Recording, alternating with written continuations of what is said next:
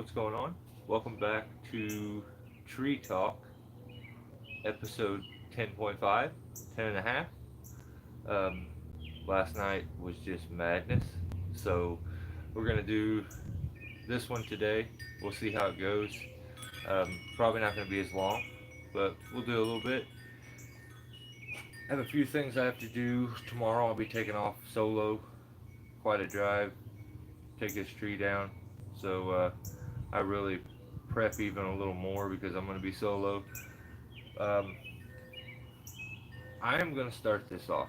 I started off with my tricks and tips always. First of all, happy Father's Day to all the dads out there and to the moms who play dad too. So I'm going to start this out with probably the most useful tip that you can have when it comes to doing anything, when it comes to tree work, being a tree climber, being a logger, or being a homeowner. If you own a chainsaw, this can be a lifesaver. If you own a two-cycle engine, this can be a lifesaver. Billy, what's up, brother? I am gonna have to put out. I need a couple more moderators because I don't want to do like we did to you last night. Kind of need a little bit of help for you. So I will put a couple moderators. Thank you for holding down the fort last night. That was complete madness. So yeah, I definitely wasn't used to that. You're the man. So let's start this off. 201. Sit out here, and we'll come back. Oh my.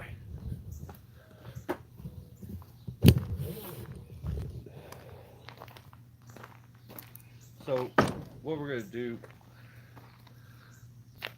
Flooded chainsaw. Have you ever had your lawnmower get flooded? Have you ever had your weed eater get flooded? Um, any two-cycle engine, a hedge trimmer, there's so many of them. I am going to teach you the way to bypass that. Anytime you flood a two-cycle that has a choke, I can show you how to get it to fire. Now, the only reason and way that this doesn't work is if you have a spark plug that is absolutely and completely shot, or if you're no longer getting fuel. If it just is that you flooded it on accident, a lot of times what you have to do, you have to take this side plate off. You have to get in there and get the spark plug. Um, you have to dry the spark plug off, heat it up with a lighter and stuff. So, ground pounder, what's up? Let me see if I can do something real quick. Uh, I'm gonna make you a moderator, ground pounder. So if you didn't want that responsibility, I apologize. But you're always here, and Billy needs a little bit of help. So we slap a wrench next to you, brother, and turn your name blue. But okay, if it's flooded, what I'm gonna do is I need to change the spark plug in this 201 today. So before I do that, I'm gonna show you how to absolutely flood a chainsaw, which you probably don't need any help learning how to do that. And I can show you how to start it without having to take the side plate off, get tools out, take the side plate off, take the spark plug out. If you don't have an actual chainsaw tool, getting to that spark plug is a complete pain sometimes. So there is a way to do it without having to take anything off and get it to start. So Ground Pounder says he's fishing. Yeah, you catch anything, brother?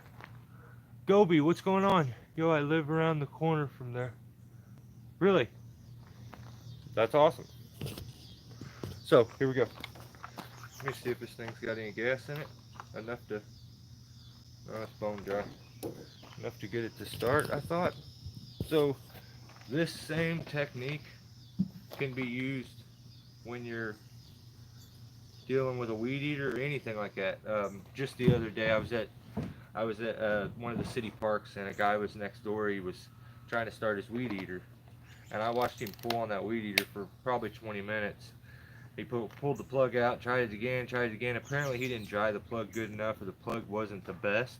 So when those plugs start to get pretty worn, it doesn't spark enough to actually start it. So he ended up flooding it repeatedly.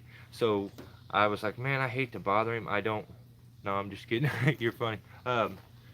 I figured, dang, you got really good eyes, but that dude's front porch over here is like really, really recognizable. So I'm like, well, maybe he does. All right, Gobi. So I walk over to the guy, and I'm like, hey man, I really, and it's hot outside. He's sweating like crazy. He's so aggravated. And I'm like, hey, I'm not trying to bother you or nothing, but is it flooded? And he looked at me like I could drop dead right there, and he would be extremely happy. And I'm like, oh, I'm sorry. Can I try? And he just looked at me and laughed and was like, yeah, sure.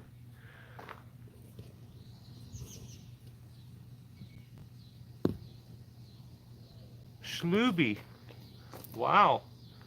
It's always the insecure individuals that don't have a like an actual name that always say the most insane stuff. Alright, so funny. You've got to be either really, really young, so you have yet to become a man, so it makes you really insecure to see another human, or you're just a complete weirdo. So I'm glad I gave old Billy some help, so he's not having to work overtime. So it looks like we're gonna get a circus of weirdos. So I'm gonna show you this all runs, then I'm gonna flood it, then I'll show you how to get it to start when it's flooded.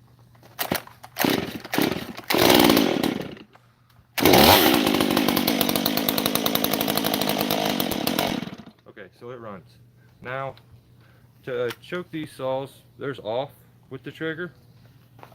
Try to get it all the way up here. There's off, there's on, run, and then when you hold down the trigger and pull back, there's choke. So I'm gonna leave it on choke, and I'm just gonna flood the hell out of it. So.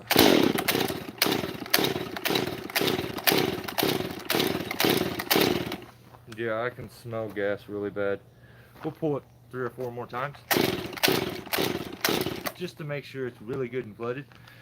Normally, you can see it's still on choke. Normally you'd have to take the side plate off, find your spark plug tool, get your spark plug out, take a lighter to it, dry it off, and put it back in and hope it starts. All you really have to do, and this sounds really counterintuitive, but put more gas to it. That sounds like it shouldn't work. It sounds like it should be the opposite of that, but I could get this to start now. If I just put it up and kept trying to start it, no chance. But what I'll do is I'll put it back on choke. I'll hold my finger down on the trigger, and I'll dump gas to it and repeatedly pull the rope, trying to fire that plug immediately, and it'll dry itself out with the compression almost, and it'll fire.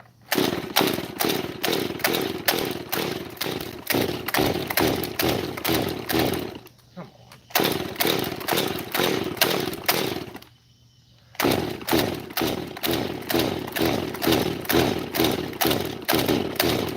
I really plugged it.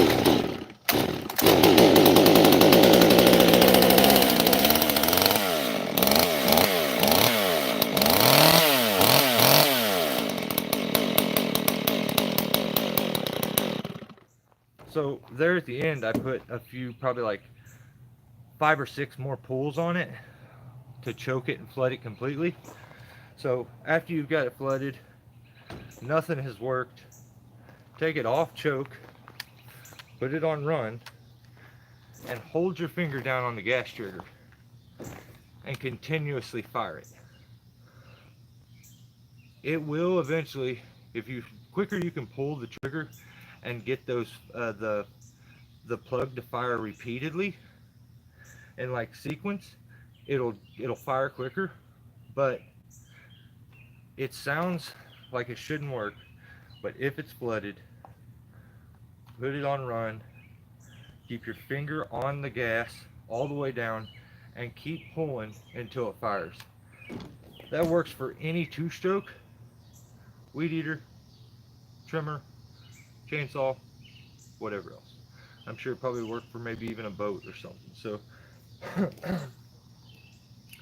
that is my trick. That is a very useful trick.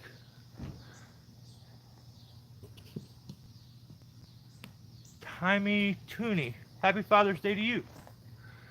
Yeah, thank you. So the trick for this one, we'll run back in here. And the reason that I went ahead and did that right now is because I'm getting ready to change this plug out of this. And I didn't want to put a brand new plug in. That plug's pretty shot. I didn't want to put it in and then file it out immediately. So I'm going to show you another tip or trick that you should do, and you should have probably already done with all of your saws, and that's switch them back over to the warm weather settings for the air. And what it is, most chainsaws, some of them have a little switch like this one. I just did my 362. It had where you take the top off, then you slide this little flapper thing out. It's got like a little snowflake on one end and a sunshine, like a sun shining on the other. So when it's cold weather, it closes it off. It keeps the heat from the engine inside to the saw to keep the carb from freezing up, and maybe to like heat the oiler probably a little bit. So and then when it's warm outside, you don't want to keep that air in there, you want to let it out. And so you flip that little flapper thing, and it allows the air to get out. So some saws, they're usually pop the top cover off, and they're usually, no matter what kind of chainsaw, it's always usually by the spark plug. So if you can find the spark plug, usually you can find this little thing. So winter shoe. Yeah, Billy's there for a second. I thought, man, this plug is so messed up. I was having trouble just getting the saw started, just in general. That's the reason I'm changing it. And I thought, well, it's that bad that it's not going to start, because I just did a live video trying to show how to start a flooded two-stroke engine. So I'm going to pop this thing off just so we have a little more visible.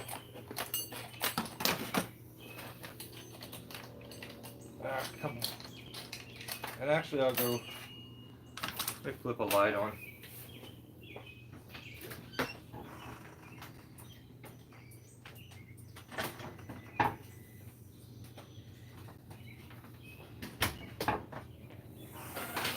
Okay. Yeah, that's much better. What's going on, Jay? Hagby. How are you? Welcome. Always keep an eye on the plug and air filter. Yeah, that's another good and really important tip for any top handle saw. 150, I rarely have to, every time I clean it, there's nothing on it. So they've fixed the filtration system, that way it doesn't clog so much. But the design of these 201s, it's a very simple process to do. You just twist this off, or twist this little thing there. If you need a screwdriver, there's a hole for it. Pop that off and pull this out. I would suggest when you do this every time, put your saw on choke, because nothing can get down into the carb when you do it. Then take that thing, turn it upside down, clean it out. I already cleaned it with the air gun before this, so that it wasn't so bad, but it was bad when I did it. So, but good tip for sure, Billy. John Bob, how are you, brother? So, yeah, now I'm going to show you this cold weather shutter. See that red, or that little orange flapper there? It goes, see, it clicks back and forth. I've probably already switched it, but I'm going to look at it real quick. And if you can see that, if I can get that close enough, you can see that one side of this, yeah, has a sunshine, which is this side over here, and this side has a snowflake. So I want to put it on the sunshine setting. That was hard to say. Sunshine setting. And because I want the heat to get out. So we've got that flipped to the right setting because we're in our hot time. We're going to grab this plug out, which is right back here. Dang it. I hate that it's like that. Like, why do steel, why do you need 3 different ones? Like, that's crazy. How you doing, Jay? I gotta figure out how to get a deer by. What's up, Chris? What's going on? Oh, I never knew. Yeah, every chainsaw has a cold weather shutter for the most part. Most of them are like your 170s. You pop the top cover off and it's by the spark plug.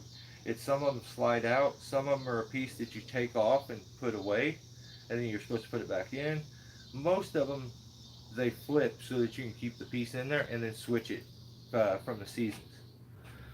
Let me get this plug real quick. So I'm curious. This isn't gonna fit. I don't think. I may have the wrong plug.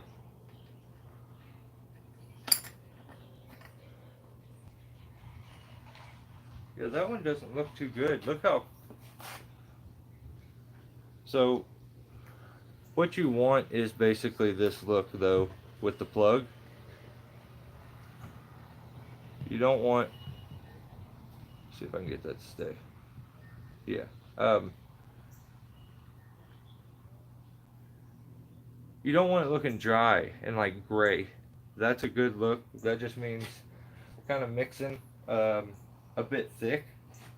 So that's always good for the saws. But you'll find yourself having to switch out plugs probably pretty often, like me. But I would much rather do that as opposed to lock the saw up, score the piston, or anything. I think I have one of these right here. Ooh, but that was supposed to be for my 150. Yeah, I tell you what I'm gonna do. I'm just gonna clean this one.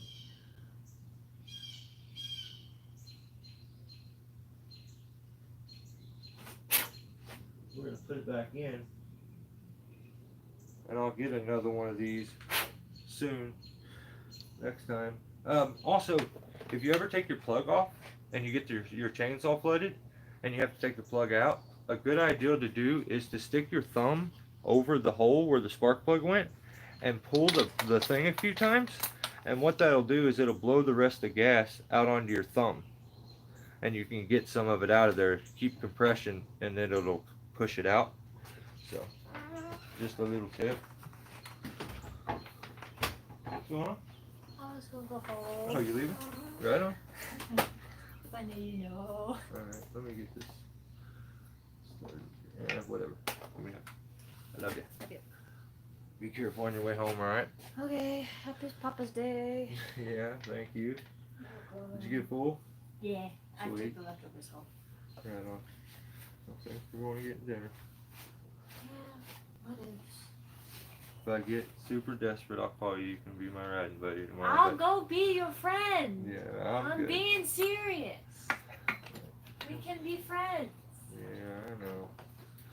You're my buddy. I appreciate it. You don't like me. Is that it? Yeah, I don't. Yeah. What's the code? What? How do I get this on? Oh, here, I'm not going to say it Yeah, live on the internet, like but... Oh, yeah, okay. Thank you. Sorry about that. So, let me try to catch up. John Bob, I'm not willing to drive yet, so I'll probably never see it. Never see what? Dang, what are we talking about? I missed it.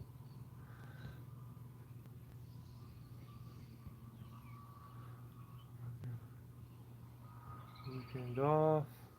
Went to the rodeo, did some tree work, and relaxed. Sounds like fun, Jay. 880. Yay. I'm not allowed to drive yet, so I'll probably never see it. So, another thing, I was this close today to buying a a 162. So if any of you guys have any um, info on that saw and want to give me that info, I would gladly receive. It looks like a really good little saw. I just need a new little brush ground saw, that would work. And I'd kind of like for Jake to have a new saw to actually break in himself.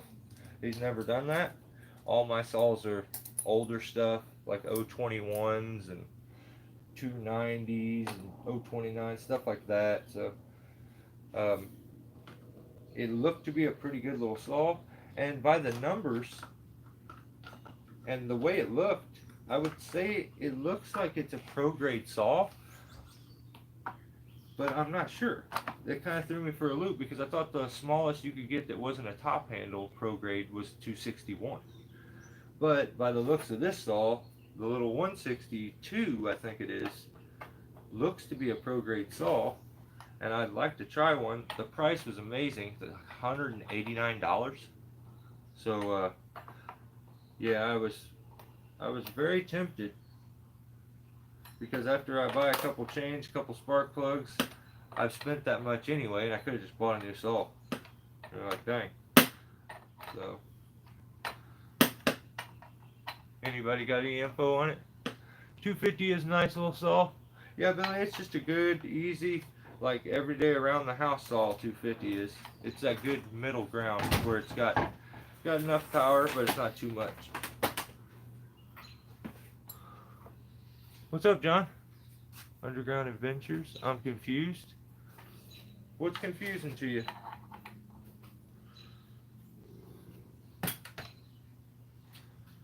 Alright, so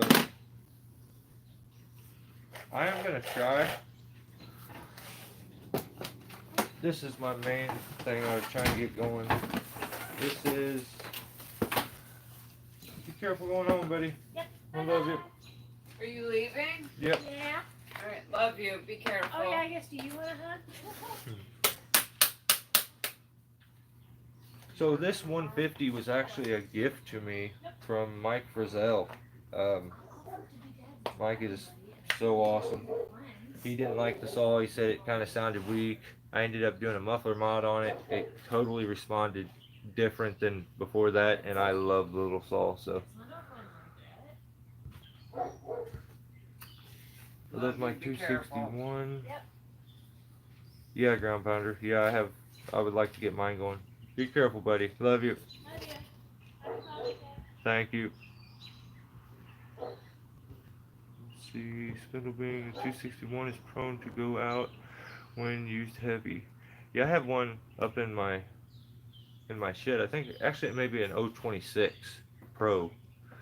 So I need to get it. I'm gonna do some work on it this year and get it going because I'd like to use it. Jared, what's up? What's going on? You work on chainsaws or run them? I don't really work on them. This is just kind of maintenance. Underground Adventures. I'm definitely not a chainsaw mechanic at all. I just know some tricks to keep your saws, make them last longer, run a little better, and if you get in a pinch, you flood it out, stuff like that. So, but if I'm answering your question and I have to be one or the other, I'm the guy running them saws. Definitely not a work on the saw kind of guy, but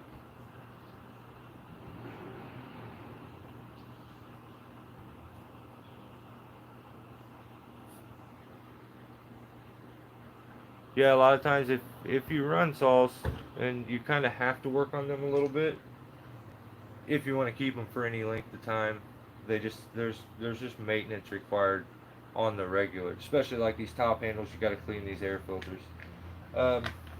This one, oh yeah, I'm switching and I'm gonna try this new kind of chain. What is that? Holy!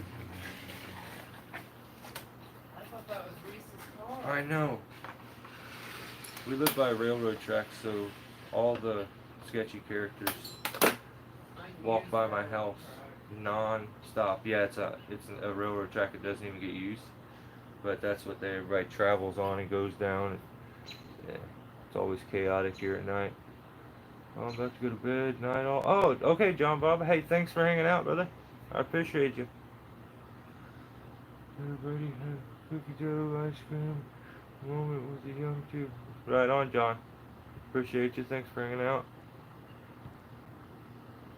I send my stuff to Aaron. Been running the daughter to her university classes and registration or requirements. Yeah, we're going through all that too, Jared. My daughter's headed to Mizzou, so at least she's not going that far. She's still within the state and like 3 hours away, 4 hours away. So I've gotten it pretty good. If she's got to leave, at least she's that close. Jesus. She's got. That fast. No, she has your lead foot. Can't get mad at her. No one ever considers shops around here. I'll send it out. Really? Yeah. See, that's what I need. I need a shop close, someone I can trust. And the things I know about a chainsaw, I was forced to learn because I didn't have anybody to take my saws to. I took. I had my 200 running.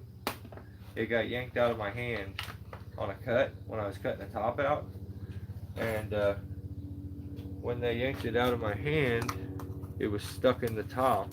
I made like a snap cut, which honestly, I'm. It'll be rare if you ever catch me using snap cuts because I've had nothing but bad luck with them, and they're not predictable. I'll put a notch, or I'll make a straight cut, unless I'm just doing chunks of wood. But I sent mine to a mechanic. He put a carb in it and charged me like $200 something for it. So that's when you start to figure out how to work on them yourself because you realize you're being just ripped off. And I got it back and it didn't really run good either. It took me a while to get it to run right. It ran good, but it ran like a 194 or something. But for those who are curious, this is the 150. It's like probably half the weight of the 201. Way more ergonomic. Like it's just so light and nimble. I love it. I would compare it to like a 2511T from Echo that everybody likes. But it's like that saw that you want in your hands when you're forced to be out on a very like strange spot to where you're not secure and you want to be able to like you wish you just had like a laser of a saw you can one hand really easy. That's this saw. But I'm gonna try these Micro 3 chains out. So my understanding, let me catch up on comments real quick. Check out the 201 rear handle from ground guy saw. Oh, for a ground guy saw? Yeah, maybe. I think basically, Jay, what I'm really thinking is that 162 that they came out with. I would imagine that's basically what they've done, is they've taken the 201 motor and slapped it into like a nicer casing of a back handle saw, and that's it. I would, if I had to guess without actually using the saw, that would be my guess of what they're doing there. But Underground Adventure says, oh, it's hot out here. Yeah, 200 card swipe. It's crazy. 360 is a great ground saw. Yeah, I got a 362, and it's probably my favorite. When I go to I have to make any bigger cut. That's it. Plus, it's so crazy light, and it's got all the power. So I'm lucky I work with a guy that's really good on saws. He can port them and whatever you want. Oh, that's awesome, Chris. That's really cool. I'm excited to get the 880. Oh, well, that'd be cool. I got a new carb on my 200T installed for 115 Canadian. That's $3 US money. Well, I don't know. I don't know how to convert that stuff. So, like I said, I'm gonna switch over to these. I think the difference in these Micro 3 chains compared to the other ones is that they have, let me see, yeah, they've chrome plated each tooth. And what happened is these teeth on these little quarter-inch Pico chains is, oh, how I can get it so you can see that, but they've chromed each one of these teeth. And when you want to sharpen them, they were the most difficult things to sharpen. I mean, that was the worst thing about them. So I hated any time I ever had to sharpen one. Plus the files are so small and skinny that you would like break files. And I felt like the metal was soft and it knocked the edge off too quick. Like you lose an edge way too fast on these things. So I was quickly kind of aggravated with mine as soon as I got it. And with the teeth on some of the chains, and I was half tempted to switch over to a 3/8 until I got used to the quarter-inch Pico chain, and the difference in that cut is like night and day. When you have a good chain and it's sharp, it's like a laser going through the wood. It makes a much smaller cut, which means it can pass through the wood a lot easier and doesn't have to take as much wood out. So if a 3/8 was taking out this much wood, a quarter inch is only going to take out like that much wood. So I like these, but I'm really hoping that they've somehow kind of fixed this issue where you lose the edge so quick on the chains. So that's the only thing I'm seeing different with these new chains. It was the same price as the other one, so no difference in price. But the only difference I seen was that it shows that they've now chrome plated the teeth, and I'm hoping that just makes them hold an edge a little longer. Would be awesome, but we'll see. I'll definitely get to test it out tomorrow and be able to let you know how it kind of held up, but right this minute, I don't know. I'd never heard of it, and I was actually asking the guy if he could, because like I was saying, I'm not the biggest fan of these quarter-inch Pico chains from steel. Feel like they don't hold an edge long enough. I was asking him to actually cross-reference the chain and try to get me an Oregon version, and he didn't have anything, which kind of sucks. But he found this, and he's like, "Hey, I have one of these," and he's like, "I don't really know the difference," and he's like, "You can take them up there and price check them and choose the one you want." So I got it up there, and they were both the same price. Ooh, what the heck? CA. Jay, dude, thank you. Towards the new ground. Oh, dude, I appreciate it. I really do. Thank you. You're the man. Pico chain is awesome, even though it's small and thin. Yeah, Jared, it gets so aggravating. Dang, Jay, I appreciate the heck out of that. You guys don't have to do that stuff, but it's definitely appreciated when you do. I get it. There's sometimes where I just like to help too, so that's very helpful. Thank you. But I love the quarter-inch Pico chain. It's really difficult to resharpen. If I'm being honest, I don't have any issue with any other kind of chain, but that stuff, it's difficult. It's aggravating. So I'm hoping this holds an edge a little better. Maybe takes to a file a little better, and I'll let you guys all know kind of how it does end up working out when I'm done with it. Oh man, I feel like such an idiot. Why didn't you guys tell me? I was supposed to change the spark plug when I had that off. That was like my main thing. Dang it.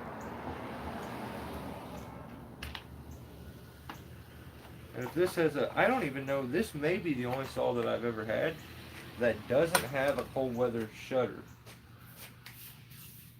Yeah, I don't think this one has one, which is pretty strange.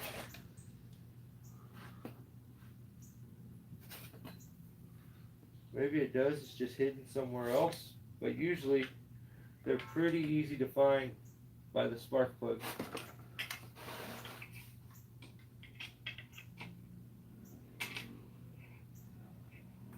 Oh, come on. Major malfunction here.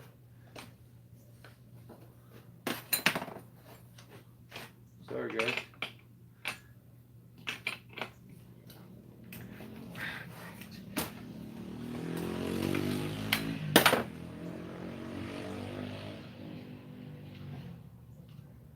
That's crazy. When you super chat, it like lights my screen up. You got a big old orange blob on my screen, and then you're at the bottom of my screen. Dude. Huh. I may have changed this just recently. I think I did. Dang. Okay. Maybe I forgot about it already, and I meant to just do the. Yeah. Tell you what I'm gonna do is I'm gonna switch it, but I'm actually gonna end up taking this one, which is pretty new too, and I'll put it into my my 201.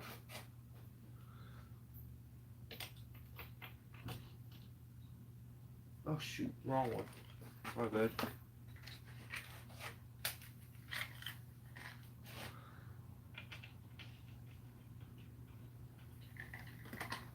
Catch up on comments. I'm probably so far behind. I'm sorry, guys.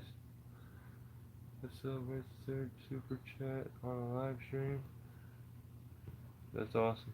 It says, let's celebrate their. Oh, dude. Yeah, that's the third time you've super chatted me. It tells me. I appreciate you every single time, man. That's awesome. NGK. Yeah, that's usually the stuff I end up with. They've always worked really good for the stuff I need them for, so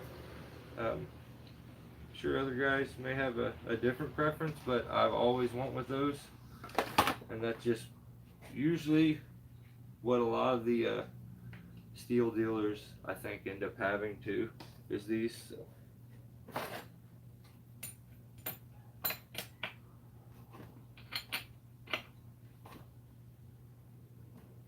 I hate when you put a new spark plug on and that ring, what is going on? That ring like compresses for the first time and you feel like you're like stripping your chainsaw out.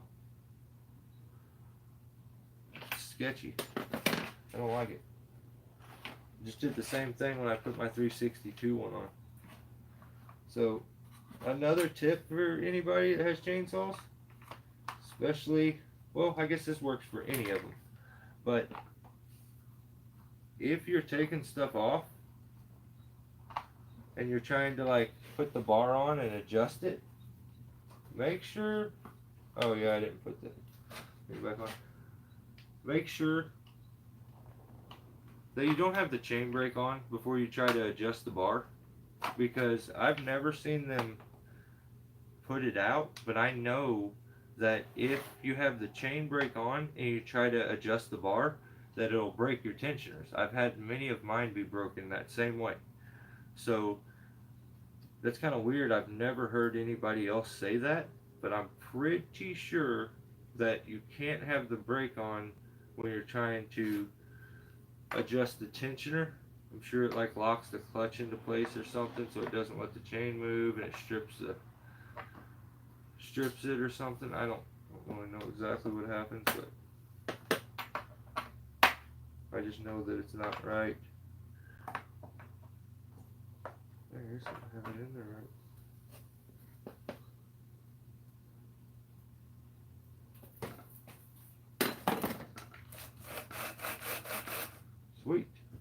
So Micro 3 pens. We will definitely test them out.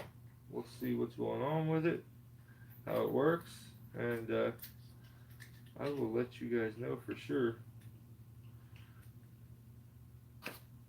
how it ends up working. These are the two. That's the look at this. Look at this one that I pulled out of my 362. I cleaned it some already, but look at it. Oh, sorry. It's completely just black and covered. It's so bad, so old. But yeah. Like I said, I prefer to mix my gas strong.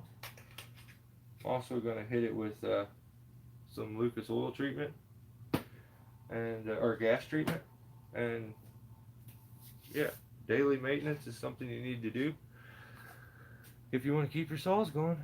So, Jeffrey, what's going on? JP, hey man, love what you, oh, I appreciate you. Thank you.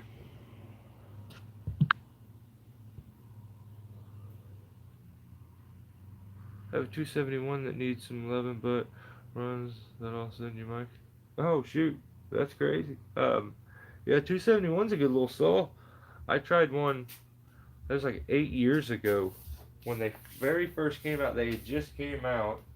And the guy I was working for, he bought one. As soon as they came out, he brought it to me, and I had my top handle saw, and then if I wasn't using this, I went straight to the 660. I think at the time I think it was a 660. Um, and those were the two saws that I used, and I just didn't feel the need to have that mid-size saw. But I was working out of a lift a lot and a bucket, so that big saw was a pain. But I always had both saws. I used the top handle most of the time, and then would switch over.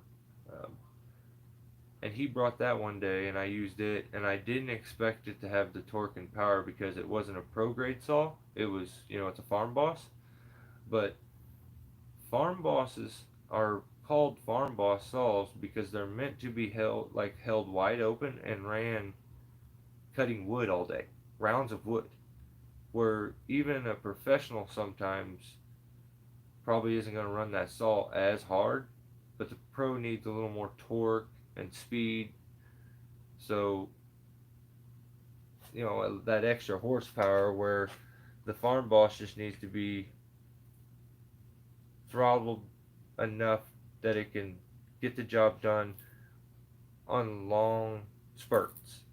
So the 271, I was really impressed with it, and that was years ago. I'm sure they're probably even better now, but I had not seen anything on a 162, and that's why I figured I would come here and ask you guys about it because I've never seen one before, and I legit feel like I should buy one just to try it. Yeah, I use Lucas and everything. And my favorite thing about it, I was just talking to my dad about it today. Um, my favorite thing about it is, what does it say it at? It says it somewhere. Ah, damn bugs. It says something like,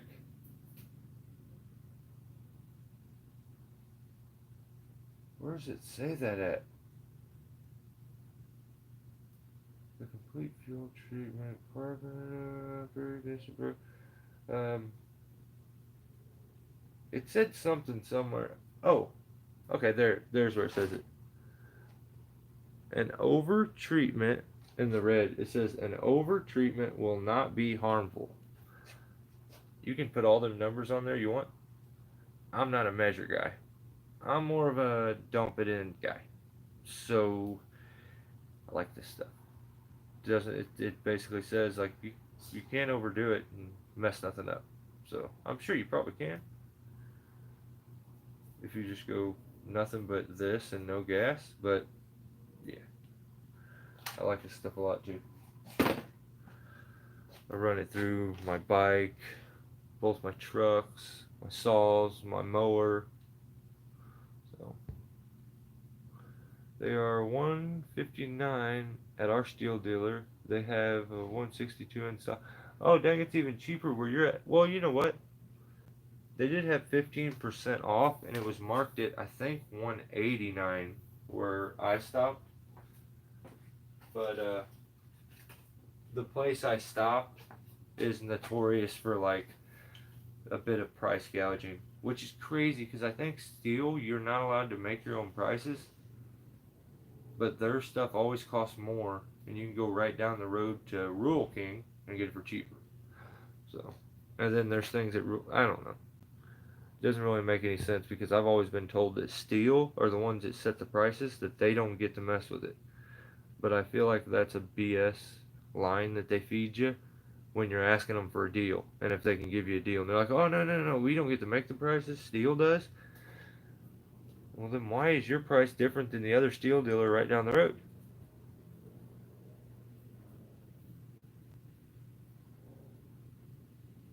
Oh, what's my name? How much is a 261? $49 for a 490? You mean? Oh no, heck, shoot, I seen it wrong. I thought that was a dollar sign at the beginning. 849 for a 261? Whoa. I think I think ours was like 4 to 500, I thought. I'll check on ours next time. That's crazy. 849 for a 261. They're wildin'.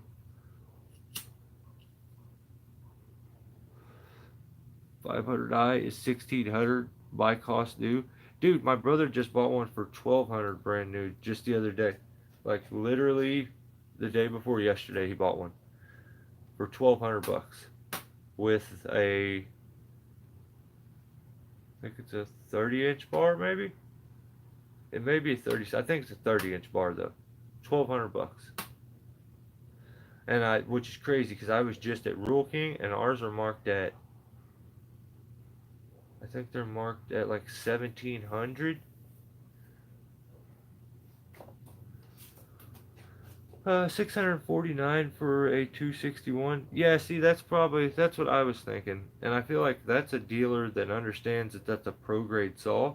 If you go to some of the smaller dealerships or some of these silly places that sell steel stuff, but they don't really know about it, I've seen where 261s are marked like much lower than that. I've seen places where they're super high, which is strange because I've seen that saw at many different prices depending on where I go. So last one I got was 7 something. I thought, yeah, I don't think ours are quite. That's crazy. But I mean, I don't know if that makes sense. That's that's crazy that 162 is that cheap though, because it literally has a lot of the plastics from the 261 on it. So I figured they went over 8 now.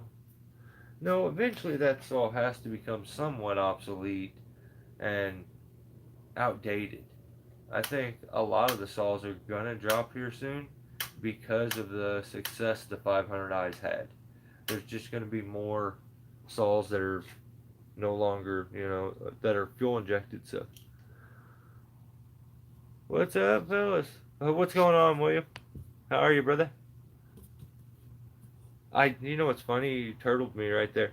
Um, I just checked out Homeboy's page. I haven't looked at his page in so long. Apparently, he's like in China now.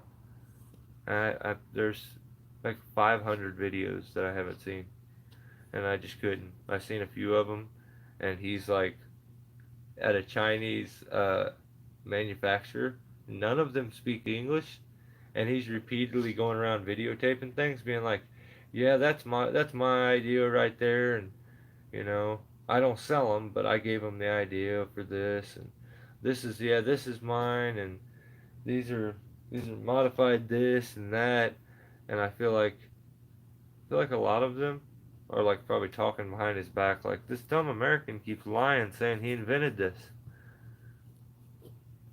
I've not much metal and wood in quite a while. Me either, ground pounder. I had a one popped up on my shorts though, so I was like, oh man, I forgot about this guy. I gotta check him out. And he's in China right now, and like he's so creepy and weird that like if a halfway pretty Chinese girl goes by, he can't help but like stick his camera at her and look at her. He's just a weird guy, so weird. But I mean, he has all the right in the world to be as weird as he wants, I guess. None of my business. What are you doing, lightning bug? Guys, um, I buy all my saws second hand. I can't afford new stuff. I've got a massive collection of older steels and Husqvarnas. Yeah, William, if you have any kind of knowledge when it comes to mechanic work on them saws, dude, I think that's the best idea is to buy second. Because, in my opinion, the best made saws were made a long time ago and they just continue to go down. You know, there's no need like this saw. I've seen this saw stop without a muffler modification. They've restricted the airflow on this saw so much the piston has trouble even doing its job. So it bogs everything down so much.